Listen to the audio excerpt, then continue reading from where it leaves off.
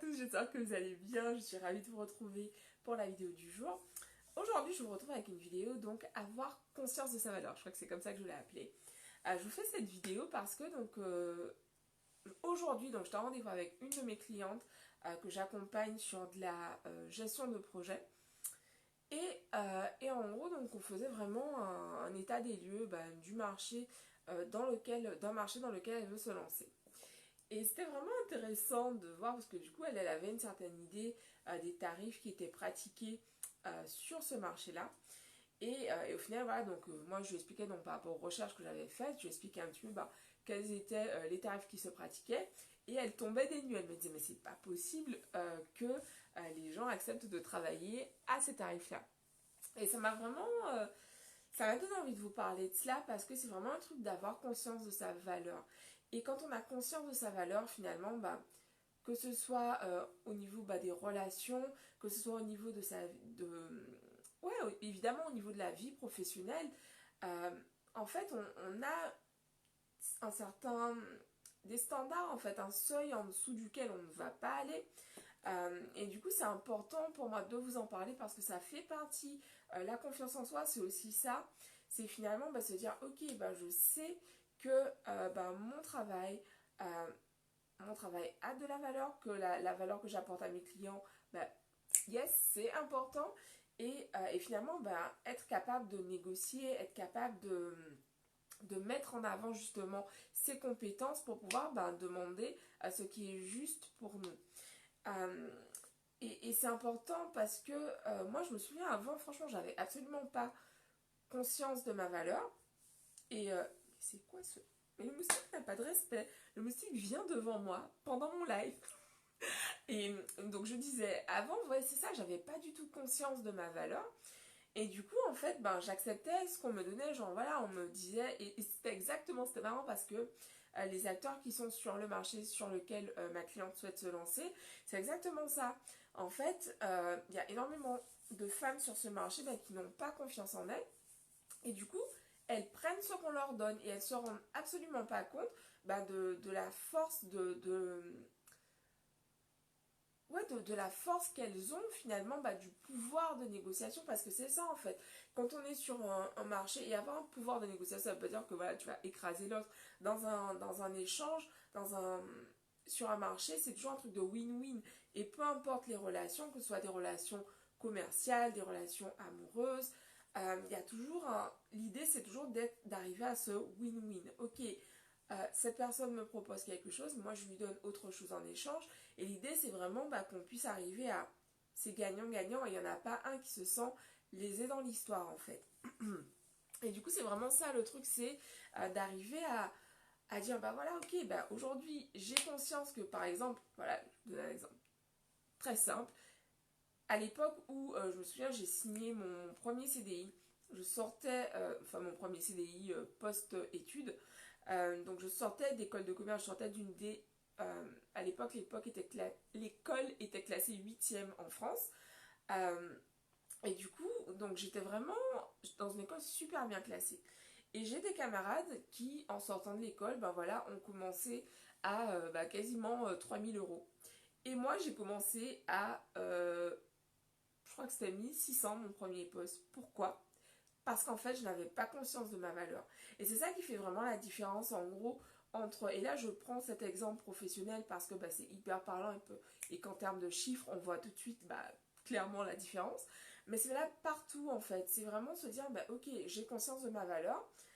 Qu'est-ce que j'accepte, en gros? Qu'est-ce qui est juste pour moi?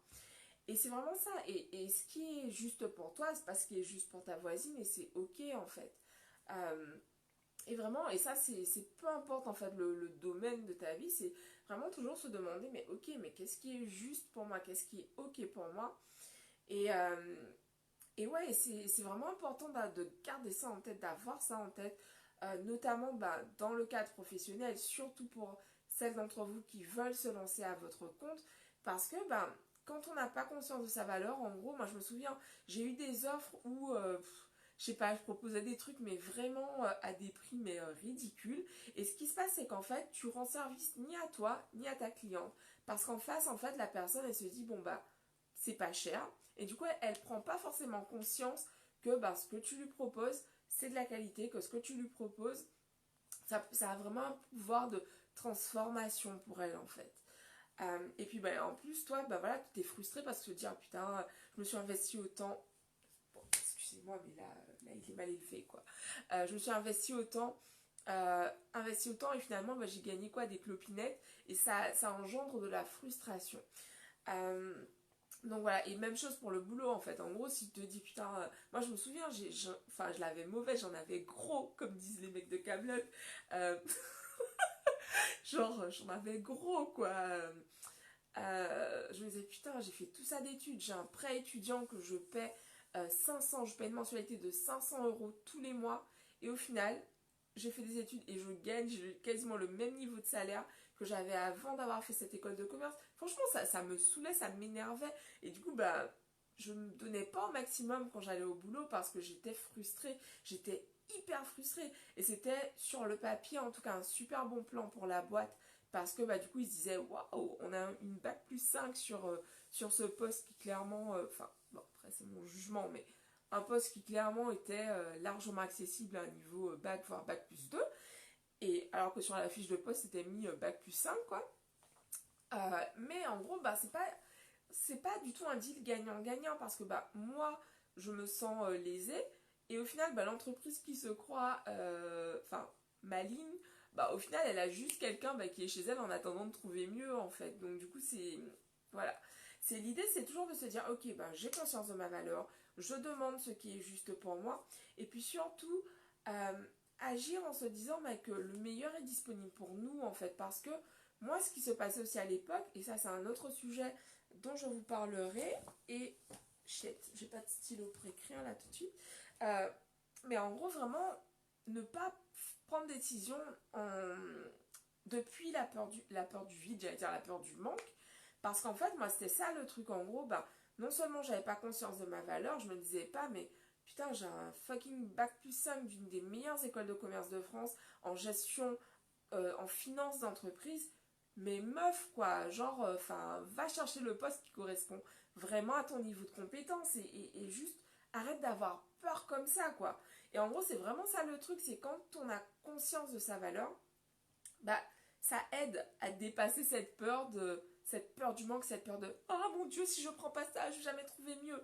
Donc du coup voilà, l'idée c'est vraiment ça, c'est de vous dire ok bah prendre conscience de sa valeur, et prendre conscience de sa valeur, bah, j'en parlais hier, donc on parlait, c'était avec Angelica sur Instagram, où donc elle me posait une question par rapport aux affirmations. Les affirmations, c'est pour le coup un outil qui contribue énormément à développer votre confiance en vous, à transformer vos croyances. Voilà, c'est une partie du travail à effectuer. D'ailleurs, donc cette semaine, je lance le programme Décide-toi. Je l'ai lancé pour la première fois donc l'an dernier. Il y a eu 80 participants, c'est un truc de ouf. Et du coup, donc je relance cette semaine. Je vous tiens au jus. Bah ouais, je vous tiens au jus cette semaine. Donc voilà, donc c'est ça, c'est ce dont j'avais envie de vous parler ce soir. Voilà, avoir conscience de sa valeur, pour moi, c'est ce qui va faire que votre vie va commencer à se transformer. Mais voilà, pour cela, évidemment, bah, ça demande vraiment de faire un réel travail sur soi, en fait. Donc voilà, je vous embrasse et je vous dis rendez-vous demain pour une nouvelle vidéo. Bisous à tous, ciao.